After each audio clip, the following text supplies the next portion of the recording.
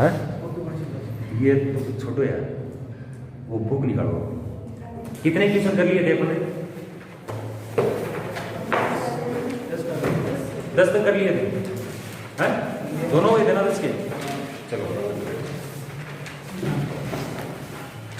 अब 11 का क्वेश्चन देखो कि 1/1 माइनस एक्स स्क्वायर की होल पावर 3/2। ठीक है, तो 11 का फर्स्ट क्वेश्चन आपको दिया गया है कि integration of 1/1 minus x square की होल पावर 3/2 इंटू dx। यहां तो आप बता सकते हो क्या रखेंगे, सीधा सीधा 1 माइनस एक्स स्क्वायर दिया गया, होल पावर 3/2 है। एक्स की जगह अपन ऐसा क्या रखें कि इन दोनों टर्म की जगह ये एक आ जाए, कोस या साइन रख दें। ठीक है, तो यहां पर अपन पुट कर देंगे let x equal to sine theta, तो dx इक्वल टू क्या हो जाएगा, कोस थीटा। ठीक है, वैल्यू रख दो integration of 1/1 minus sine square theta की होल पावर 3/2 इंटू में कोस थीटा डी थीटा। ठीक है, 1 minus sine square cos square की पावर 3/2 कोस क्यूब, ये वैल्यू हो जाएगी integration of 1/, cos cube theta into में कोस थीटा डी थीटा। एक पावर कैंसिल कर देंगे, कोस स्क्वायर को ऊपर लेके तो sec square, integration of sec square theta into D theta, तो टेन थीटा हो जाएगा प्लस सी। अब cos theta sine theta equal to x था, टेन थीटा की वैल्यू फाइंड आउट कर। क्यों साइन इनवर्स एक्स का? टेन की वैल्यू फाइंड आउट कर लो ना एक्स की टर्म में, सेकंड एक्सरसाइज में आपको समझाया था, है ना। तो साइन है वो दो साइड में रिलेशन दिखाता है, परपेंडिकुलर और हाइपोटेनियस। यहाँ पर परपेंडिकुलर अक्स है, हाइपोटेनियस 1 हो जाएगा। तो बेस फाइंड आउट करेंगे तो √1 माइनस एक्स स्क्वायर, तो इस प्रकार tan x की जगह वैल्यू हो जाएगी x upon √1 minus x square plus c. Simple सा है, ठीक है ना। देखो सेकंड क्वेश्चन है, ये भी इसका सिंपल सा है। सेकंड है आपका integration of x plus 1 upon में root of x plus x square plus 1 into dx। ऊपर दो वैल्यू है ना, अलग अलग डिवाइड कर देते हैं। अलग अलग डिवाइड करेंगे तो x को डिवाइड करने पर root of x square plus 1 dx plus 1 upon root x square plus 1 into dx। पहला सब्स्टिट्यूशन से हो जाएगा, है ना। दूसरा सीधे सीधे फॉर्मूला है 1/1 प्लस एक्स ए स्क्वायर प्लस एक्स स्क्वायर के रूट का, कर लोगे ना। तो ये सिंपल से क्वेश्चन है, इनको छोड़ दो। अब 12 का देखो, वो बहुत बढ़िया क्वेश्चन है।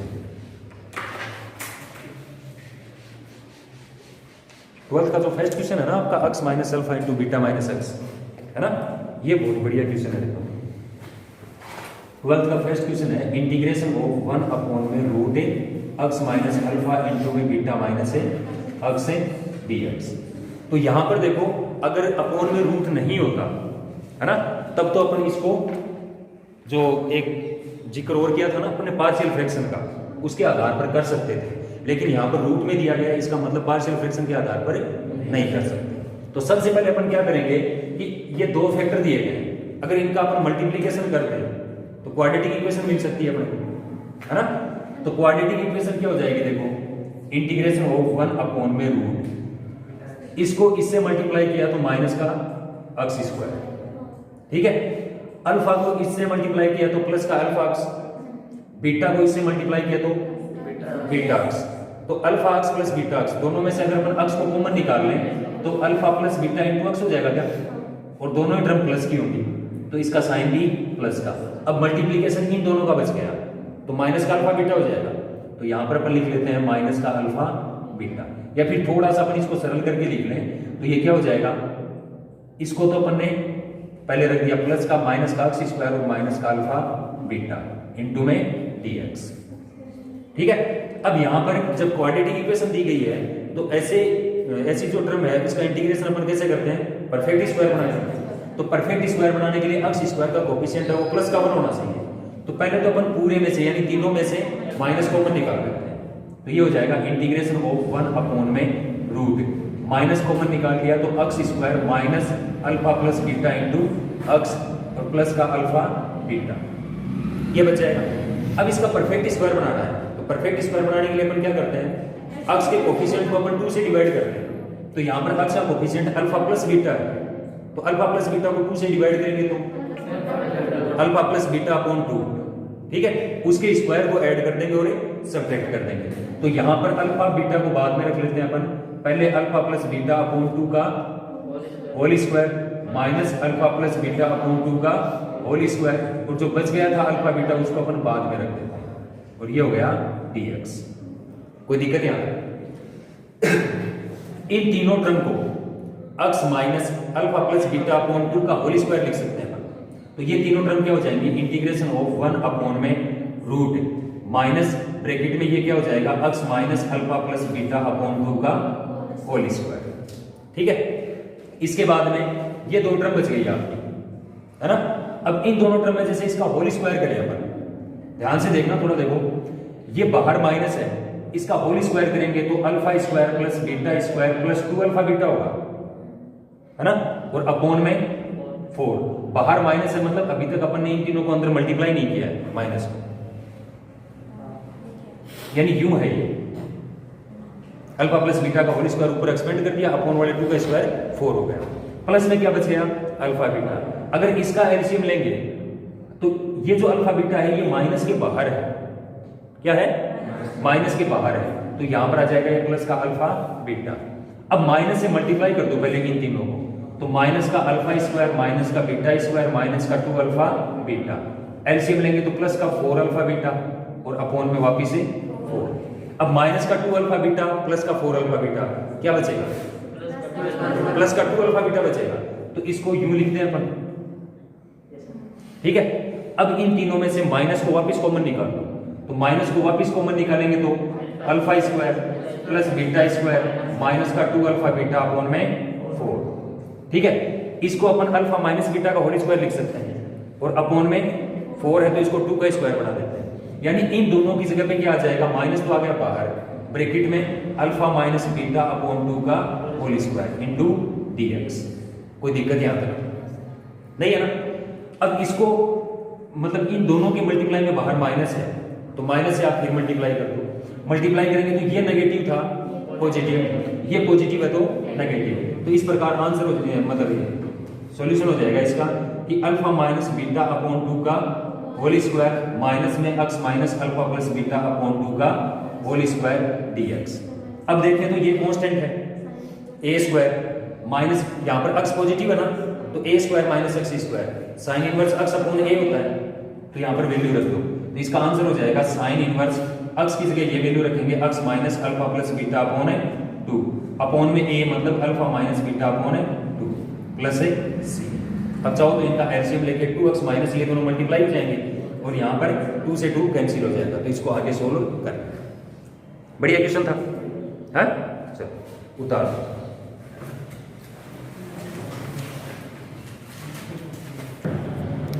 अब जो नेक्स्ट क्वेश्चन है ना वो बिल्कुल आसान से क्वेश्चन है। देखो इसका सेकंड पार्ट है वो आपको दिया गया है, 12th का सेकंड पार्ट है। देखो ये करवाऊंगा नहीं, मैं आपको खुद ही करने से समझा के छोड़ रहा हूँ। 1/2x minus x square dx, इतना ही। दो टर्म है, दोनों x की हैं, x स्क्वायर है वो भी दिया गया है, मतलब क्वाड्रेटिक इक्वेशन तो है अपने पास। अपने को क्या करना है, परफेक्ट स्क्वायर बनाना। क्या करेंगे, परफेक्ट स्क्वायर बनाएंगे।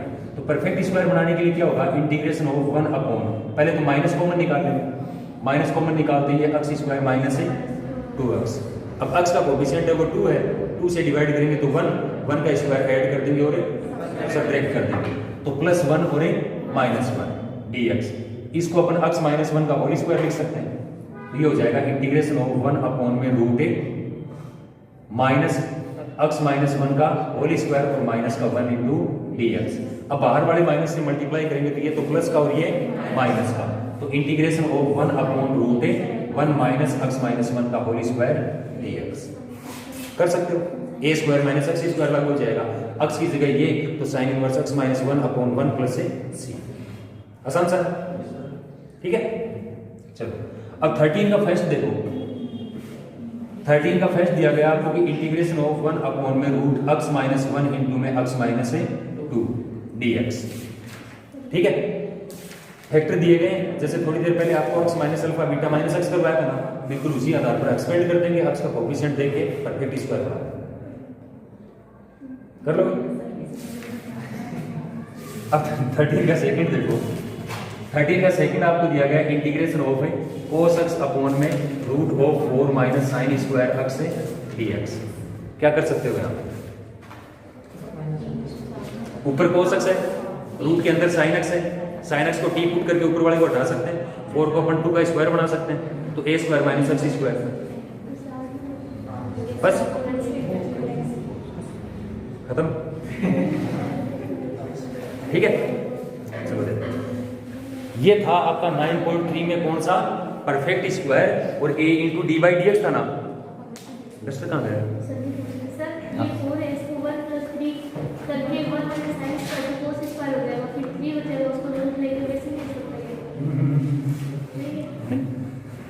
ये आप यूं तो कह रहे हो कि इसको 1 + 3 करते हैं, तो ये 3 + 1 माइनस साइन स्क्वायर होगा। इसको अपन संयुक्त रूप से क्या लिख सकते हैं, cos स्क्वायर लिख सकते हैं। अब क्या, ये तो ट्रिग्नोमेट्रिक फंक्शन रह गया, अब तो फॉर्मूला ही लागू नहीं होगा। यहाँ पर सीधा सीधा जुगाड़ पड़ा है ना, साइन से cos वो सब्स्टिट्यूट हो सकता है, बस ठीक है ना। चलो देखो, अब तक है ना वो बेटा सुन ले यार, मैं सुन तो बहुत दर्द में डाल देखो। अब अपने, अरे बेटा रुके रुक 9.2 में अपन ने इंटीग्रेशन बाय सब्स्टिट्यूशन पढ़ा था। सब्स्टिट्यूशन मतलब एक टर्म अपने को ऐसी दी जाएगी जिसको अपन टी पुट करते हैं तो दूसरा मतलब वो इंटीग्रेशन करने योग्य बन जाता है। कि 9.3 में अपन ने कुछ फॉर्मूले के आधार पर अपन ने पढ़ा था, और क्या पढ़ा था, परफेक्ट स्क्वायर पढ़ा था। ठीक है, परफेक्ट स्क्वायर अपन तभी काम में लेते हैं जब 1 अपॉन में आपको क्वाड्रेटिक इक्वेशन दी जाती है। ठीक है, फिर एक मेथड अपन ने और पढ़ा था a into D by D x, जिसका जिक्र अपन बाद में भी कर सकते हैं, दोबारा भी करेंगे थोड़ा सा, लेकिन एक बार आपको एक्सप्लेन कर दिया था। लेकिन वो कब लागू होगा, जब अपॉन में क्वाड्रेटिक इक्वेशन हो और ऊपर पी एक्स प्लस क्यू की फॉर्म दी जाए। ठीक है, लेकिन इसके बाद में आपका आता है पार्शियल फ्रैक्शन का। ठीक है, यानी पार्शियल फ्रैक्शन है उसमें देखो कोई फॉर्मूला लागू नहीं होता आपका। पार्शियल फ्रैक्शन यानी जैसे अपन ने परफेक्ट स्क्वायर बनाया था तो कुछ फॉर्मूले मिले थे अपने को, 1 upon root a square plus x square, a square minus x square, इस प्रकार के फॉर्मूले मिले थे ना। पार्शियल फ्रैक्शन में अपने को ऐसा कोई फॉर्मूला नहीं मिलता। ये क्या कहता है कि जैसे मान लो आपको कोई एक टर्म यूं दी गई है कि 1 upon x minus a into x minus a b है। क्या है, 1 upon x minus a into x minus a b। ठीक है, इसको मैथमेटिक्स के रूल्स के अनुसार अपन यूं तोड़ सकते हैं कि जैसे कोई एक वेरिएबल आपका कैपिटल A है, क्या है, कैपिटल A है, तो कैपिटल A के अपॉन में x माइनस a प्लस में capital B upon x minus a b। ठीक है, यानी कोई दो अननोन कांस्टेंट है अपने पास a और b, अगर उनकी वैल्यू यहां पर रख दी जाती है और इसका एलसीएम लेके वापस सोल्व किया जाता है तो ये वैल्यू आपकी वापस से यही आ जाती है। आइए बात समझ, है? तो इस प्रकार यहां पर मतलब इसको इस प्रकार दो अलग अलग पार्ट में तोड़ देना ही आपका क्या कहलाता है, पार्शियल फ्रैक्शन कहलाता है। ठीक है, अब ये पार्शियल फ्रैक्शन डिपेंड करता है कि यहां पर अपने को फैक्टर कौन कौन से दिए गए, क्या फैक्टर कौन कौन से दिए गए। जैसे यहां पर अपन दोनों फैक्टर देखें तो दोनों फैक्टर में पहले फैक्टर में भी x की पावर 1 है, दूसरे में भी x की पावर 1 है। ठीक है, तो ध्यान आपको ये रखना है कि अपोन में आपको कोई भी फैक्टर दिया जाए, अगर x की पावर 1 होगी तो हमेशा 1 वेरिएबल और अपोन में फैक्टर। बात आ गई समझ। जैसे मान लो इसी में आपको कोई तीसरा वेरिएबल x माइनस सी और दे देता, तो x माइनस सी और दे देता, तो यहां पर अपन क्या करते हैं, कैपिटल C अपोन में x माइनस सी बढ़ाते जाते हैं। ठीक है, अब यहां पर तो क्या देखो तीनों में ही यानी 3 फैक्टर है, तीनों फैक्टर में x की पावर 1 है, लेकिन अपने को कोई एक ऐसा कॉम्बिनेशन दे दिया जाए जिसमें एक फैक्टर तो इसी की तरीके से हो, x माइनस a है ना, और दूसरा आपको यूं कह दिया कि x स्क्वायर प्लस b है, क्या है, x स्क्वायर प्लस b। तो इसके लिए जो फ्रैक्शन है वो तो इसी पैटर्न के आधार पर हो जाएगा, क्यों, क्योंकि इसमें x की पावर 1 है। ठीक है, तो इसका फ्रैक्शन अपन कैसे करेंगे, a अपोन में x माइनस a, यानी एक वेरिएबल अपोन में पहला फैक्टर। लेकिन यहां पर क्या है, x स्क्वायर है ना, तो x स्क्वायर से संबंधित देखो अपने पास दो टाइप के इंटीग्रेशन आते हैं। अक्स स्क्वायर से संबंधित दो टाइप के इंटीग्रेशन आते हैं। हो सकता है जैसे अक्स अपॉन में अक्स स्क्वायर प्लस ए स्क्वायर है, तो इसको अपन इंटीग्रेशन कैसे करेंगे, इसका इंटीग्रेशन कैसे करेंगे, सब्स्टिट्यूट करके करेंगे। सब्स्टिट्यूट करके ही तो करेंगे, क्योंकि अक्स स्क्वायर से अक्स मिल सकता है। जबकि अगर अपने को यूं दिया जाए कि 1 अपॉन अक्स स्क्वायर प्लस ए स्क्वायर हो, तो सीधा ही हो जाएगा, यानी tan इनवर्स अक्स अपॉन ए वाला हो जाएगा। तो यहां पर जब अक्स स्क्वायर आपको दिया जाता है, तो इससे संभावित आपके पास दो इंटीग्रेशन होते हैं, दो इंटीग्रेशन होते हैं ना, तो दोनों के लिए संभावित है वो फैक्टर अपन इस प्रकार करेंगे कि ए अक्स प्लस ए बी अपॉन में अक्स, सॉरी ए तो काम में ले लिया ना पहले, तो बी एक्स प्लस ए सी अपॉन में अक्स स्क्वायर प्लस ए बी। बात आगे समझ। अगर फैक्टर आपको अक्स स्क्वायर की फॉर्म में दिया जाता है, तो उसके फैक्टर अपन इस प्रकार करेंगे, वन कांस्टेंट इनटू में अक्स प्लस दूसरा कांस्टेंट और अपॉन में वापस से फैक्टर। बात आई समझ है? चलो अब इसी से संबंधित आपका एक और है कि जैसे ये तो क्या है, फैक्टर के अंदर ही स्क्वायर है। अगर फैक्टर का ही स्क्वायर हो, तो जैसे मान लो 1 अपॉन अक्स माइनस ए का होल स्क्वायर कर दिया, और इनटू में अक्स स्क्वायर प्लस ए बी है, और इनटू में अक्स माइनस ए सी है। आगे बात समझ, तीन फैक्टर हो गए ना। अब इनका फैक्टर यानी इनका फ्रैक्शन है वो अपन कैसे करेंगे, तो देखो c है अक्स की पावर 1 है, 1 है ना, तो इसका मतलब इसका फ्रैक्शन तो इस टाइप से कर सकते हैं। तो इसका फ्रैक्शन तो हो जाएगा, पहले लिख लो बाद में लिख लो, इससे कोई फर्क नहीं पड़ता। तो जैसे x माइनस सी को अपन पहले लिख दें, तो a अपॉन x माइनस सी हो जाएगा। डटू है कौन डटू, तो बस तू डिट जाएगा a अपॉन x माइनस सी, इसके ये तो इसके अनुसार हो जाएगा। इसका भी अपन जानते हैं, है ना, तो a तो काम में आ गया। अगले दो कांस्टेंट काम में लेंगे, तो पहला कांस्टेंट b, तो bx प्लस c अपॉन में ये रख दो अक्स स्क्वायर प्लस b। अब बच गया ये। तो यहां पर देखो इन दोनों में फर्क है कि नहीं। यहां पर डिफरेंस क्या है कि यहां पर अक्स का स्क्वायर हो रहा है और ये होल स्क्वायर। तो होल स्क्वायर होल क्यूब जितनी पावर आपको मतलब होल में दी जाती है, तो उतने का ही अपन जो फ्रैक्शन है वो इस प्रकार करेंगे कि a b c तीन तो काम में आ गए। यहाँ पर पावर कितनी है, 2 है, तो इसको अपन 2 बार काम में लेंगे। तो a b c के बाद में अगला वेरिएबल मतलब कांस्टेंट आपका d होगा, तो d अपॉन में इसकी पावर 1, ठीक है, प्लस में e अपॉन में इसकी पावर 2। आई बात समझ भाई। होल स्क्वायर होता है ना, तब एक एक पावर को अपन बढ़ाते जाते हैं। अक्स स्क्वायर होता है तो bx प्लस c के अपॉन में लिखते हैं। अगर अक्स की पावर 1 है तब a अपॉन में लिखते हैं। आगे बात समझो। इसी प्रकार मान लो यहाँ पर स्क्वायर ना होके वो क्यूब होता है ना, तब एक नया हो रहा जाता, यानी e f अपॉन में अक्स माइनस a की होल पावर है। बात आई समझ है।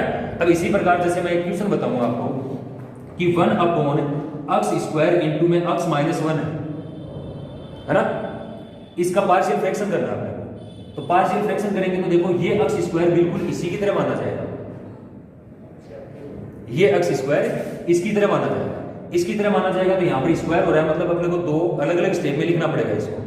तो पहले के लिए तो क्या हो जाएगा, a upon x plus b upon x square, ठीक है, प्लस में c अपॉन अक्स माइनस 1। तो ये हो गया c अपॉन अक्स माइनस 1। आगे ना बस। अब यहां पर देखो ये अपने को क्वेश्चन दिया जा सकता है ऐसा, है ना। इसको पार्शियल फ्रैक्शन करने के लिए अपन ने a b c काम में लिए, तो ये पार्शियल फ्रैक्शन तो समझ में आ गया होगा। कौन सा bx प्लस c वाला। अरे जब अपॉन में अक्स स्क्वायर होना, तब इसका इंटीग्रेशन दो तरीके से किया जा सकता है। ऊपर हो सकता है अक्स हो, अगर अक्स होगा तो अपॉन वाले को अपन सब्स्टिट्यूट करके काम में लेते हैं। जबकि अगर ऊपर अक्स ना होकर अगर कांस्टेंट टर्म हो, तो उसका इंटीग्रेशन अपन tan इनवर्स वाले के अनुसार सीधा सीधा कर देते हैं। तो जब अपॉन में अक्स स्क्वायर होता है ना, तब दो संभावना होती है। दोनों संभावना के लिए पहला क्या हो जाता है, पहली संभावना के लिए bx और दूसरी के लिए c। अब हो सकता है इसका इंटीग्रेशन अगर सब्स्टिट्यूशन से मान लो क्वेश्चन में नहीं हो रहा है, तो जब अपन b की वैल्यू फाइंड आउट करेंगे 0 आ जाएगी। भाई मान लो क्वेश्चन में जो आपको दिया गया ना, अक्स स्क्वायर प्लस ए स्क्वायर के अनुसार इसके संभावित दो टाइप के इंटीग्रेशन हो सकते हैं, सब्स्टिट्यूशन से और सीधे फॉर्मूले से, ठीक है। अपन ने दोनों संभावित रख दिए कि bx प्लस c हो जाएगा, है ना। अब क्वेश्चन में मान लो इस प्रकार दिया गया है कि सब्स्टिट्यूशन से उसमें हो ही नहीं रहा है, क्वेश्चन में सब्स्टिट्यूशन से इंटीग्रेशन हो ही नहीं रहा है, नहीं हो रहा है। तो जब आप ये ए बी सी जो अपने कांस्टेंट काम में लिया ना, इनकी वैल्यू फाइंड आउट करोगे तो ये 0 आ जाएगा भाई, बी की वैल्यू 0 आ जाएगी तो ये टर्म तो बचेगी नहीं, सी बच जाएगा।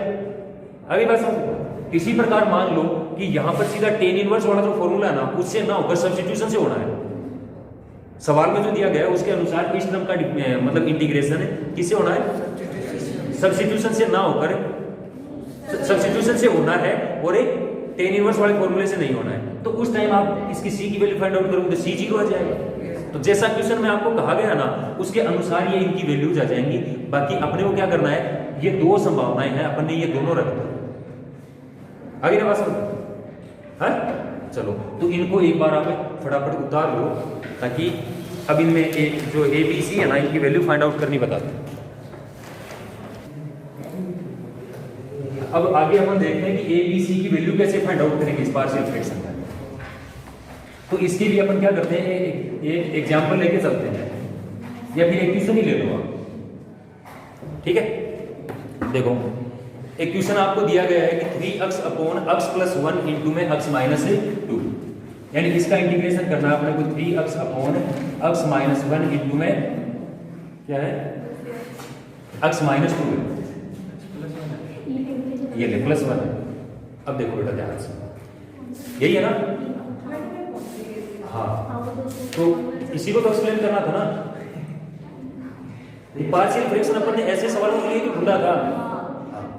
पहले मैं बताऊं, नहीं पहले मैं लागू करके बता देता हूं, बात एक ही रही। देखो ये क्वेश्चन आपको दिया गया है, अब इसमें अपॉन में 2 फैक्टर दिए गए, लेकिन एक चीज का ध्यान रखना है यहाँ पर, शायद मैंने पहले भी कभी जिक्र किया होगा इसका, कि एक तो प्रॉपर और इम्प्रॉपर 2 टाइप के फ्रैक्शन होते हैं आपके पास, प्रॉपर और इम्प्रॉपर। तो अगर इम्प्रॉपर फ्रैक्शन है ना, तो पहले उसको अपन प्रॉपर में बदलेंगे। मतलब प्रॉपर का मतलब क्या है कि यहाँ पर ऊपर x की पावर 1 है, ऊपर x की पावर 1 है, अपॉन में अगर अपन इन फैक्टर को एक्सपेंड करते हैं तो x की मैक्सिमम पावर कितनी है, 2 है। आगे बात समझे, तो अपॉन में यानी डिनोमिनेटर में अगर x की मैक्सिमम पावर जितनी है उसके बराबर या उससे ज्यादा न्यूमरेटर में x की पावर हो, तो वो फ्रैक्शन आपकी इम्प्रॉपर कहलाती है, ठीक है। जैसे यहाँ पर x स्क्वायर की बजाय 3x स्क्वायर दिया जाता, क्या दिया जाता, x स्क्वायर की बजाय 3x स्क्वायर दिया जाता, तो दोनों में पावर इक्वल होती कि नहीं, है ना। तो ऐसी जो फ्रैक्शन है वो क्या कहलाती है, इम्प्रॉपर फ्रैक्शन कहलाती है, ठीक है। तो ऐसी सिचुएशन में अपन इसको बदलेंगे, और कैसे बदलते हैं देखो, जैसे मान लो x स्क्वायर अपॉन में आपको x स्क्वायर प्लस 1 दिया गया है ना, एक एग्जांपल से समझा रहा हूं।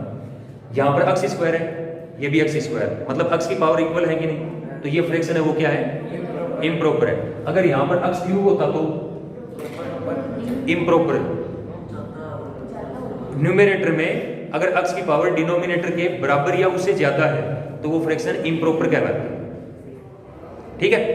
अब जैसे मान लो अपन x स्क्वायर का एग्जांपल लेके चले थे, तो इक्वल है कि नहीं, तो ऐसी सिचुएशन में अपन इसको प्रॉपर में कैसे बदलेंगे कि ऊपर वाली वैल्यू को इससे डिवाइड कर देते हैं, है ना। डिवाइड करेंगे तो x स्क्वायर को अपन डिवाइड करेंगे इससे x स्क्वायर प्लस 1 से, तो 1 टाइम डिवाइड हो जाएगा, तो x स्क्वायर प्लस 1 सब्ट्रैक्ट कर दो, ये लो रिमाइंडर -1 बच गया। तो इसको अपन यूं लिख सकते हैं कि 1 plus -1 upon 1 plus x square लिख सकते हैं ना। अब 1 का इंटीग्रेशन तो सीधा सीधा x हो जाएगा, -1 अपॉन x स्क्वायर है, माइनस को बाहर ले आएंगे, टेन इनवर्स में आ जाएगा। आगे ना बात समझ। तो इसी प्रकार जैसे यहाँ पर x क्यूब होता तो यहाँ पर अपन x क्यूब लिखते, तो उस टाइम 1 टाइम डिवाइड ना होकर ये x टाइम डिवाइड होता, तो यहाँ से क्या बचता, x cube plus x, subtract करते तो रिमाइंडर 1 की बजाय माइनस का x बचता। तो x क्यूब होने पर अपन इसको क्या लिखते, x टाइम तो डिवाइड हो गया, है ना, और प्लस रिमाइंडर माइनस का x upon 1 plus x square. अब ये प्रॉपर है कि नहीं है, और इसका अपन सीधा सीधा इंटीग्रेशन कर सकते हैं। आगे ना बात समझ। तो सबसे पहले आपको ये ध्यान रखना है कि फ्रैक्शन है वो क्या होनी चाहिए, प्रॉपर होनी चाहिए, ठीक है। अगर इम्प्रॉपर है तो अपन उसको डिवाइड करके प्रॉपर में बदल लेंगे, ठीक है ना।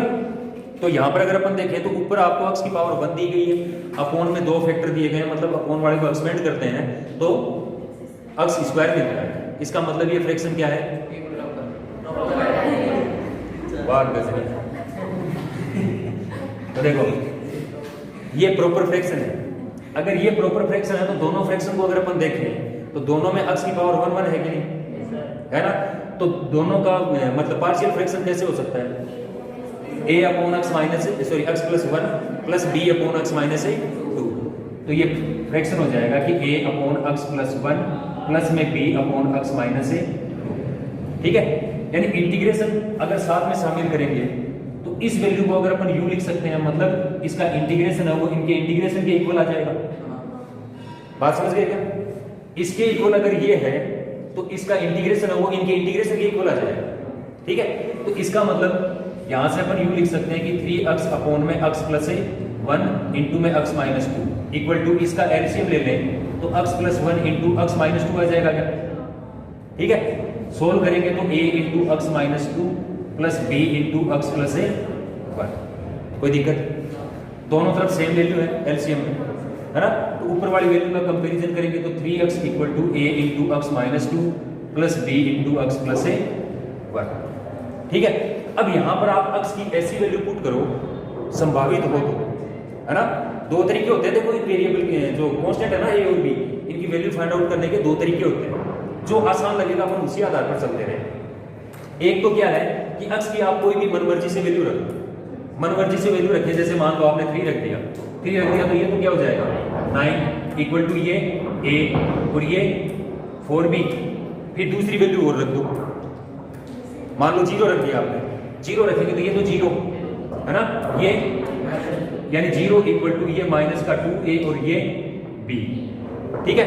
अब इन दोनों से एलिमिनेशन मेथड याद है आपको, a और b फाइंड आउट कर सकते हैं। दूसरा तरीका क्या है कि वो आसान पड़ेगा इसकी बजाय, तो a इक्वल टू यानी इस फैक्टर में अगर अपन देखें तो x इक्वल टू 2 रखने पर ये टर्म 0 हो जाएगा, है ना। तो सीधा सीधा आप रख दो एट x इक्वल टू 2, ये तो गया 0, यहाँ पर 2 रखेंगे तो 6, यहाँ पर 2 रखा तो 3b, तो b इक्वल टू सीधी सीधी वैल्यू आ गई। अब इसी प्रकार यहाँ पर अपन क्या रखेंगे, ये 0 हो जाएगा माइनस 1, तो x की दूसरी वैल्यू रख दो at x equal to minus 1, ये 0, ये माइनस का 3 है, ये माइनस का 3, तो माइनस का 3 इक्वल टू माइनस का 3a, तो a इक्वल टू 1 आ जाएगा क्या। ये दोनों वैल्यू आप यहाँ से यहाँ पर रख दो, ठीक है। तो a की वैल्यू आपकी 1 आई थी, integration of 1 upon x plus 1 dx, plus b की वैल्यू क्या आई 2, तो integration of 2 upon x minus 2 dx। अब इसका इंटीग्रेशन करें तो log x प्लस 1 हो सकता है, तो ये तो हो जाएगा log x प्लस 1, प्लस में 2 को अपन बाहर ले आए तो 1 अपॉन x माइनस 2 हो जाएगा बिल्कुल इसी की तरह, तो इंटीग्रेशन हो जाएगा log x minus 2 plus c। अब चाहो तो इतना छोड़ दो, थोड़ा सा सरल और करना चाहो तो ये इनटू में है पावर में ले जाओ, log a plus log b लागू हो जाएगा, तो उसके अनुसार आंसर है वो आपका log x प्लस 1 इंटू में x माइनस 2 का होल स्क्वायर प्लस c आ जाएगा, ठीक है। तो इस प्रकार ये शायद a और d की ये वैल्यू वगैरह तो फाइंड आउट करनी समझ में आई होगी, है ना। तो बस यही पैटर्न है वो आपका 9.4 में पूरी में लागू होगा, बाकी अपन कल करेंगे।